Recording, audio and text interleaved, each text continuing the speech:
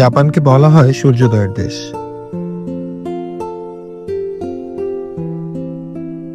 এটি শুধু একটি উপমা নয়, বরং প্রকৃত অর্থেই এর মানে রয়েছে।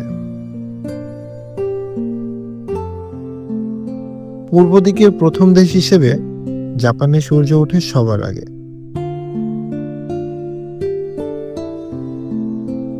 আর সেই সূর্যোদয়ের দৃশ্য যেন এক অপার্থিব সৌন্দর্যের ঝলক।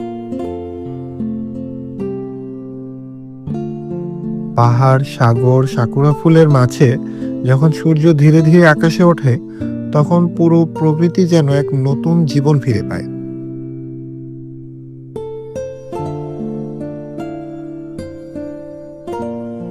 আবার দিন শেষে সূর্য যখন ধীরে ধীরে অস্ত যায়, তখন চারদিকে আচ্ছন্ন হয় লালচে আভায়। জাপানের প্রাকৃতিক ল্যান্ডস্কেপ, মাউন্ট ফুজি, শান্ত হ্রদ কিংবা উপকূলীয় এলাকা, সবকিছুই যেন সেই সোনালী আলোয় রঙিন হয়ে ওঠে।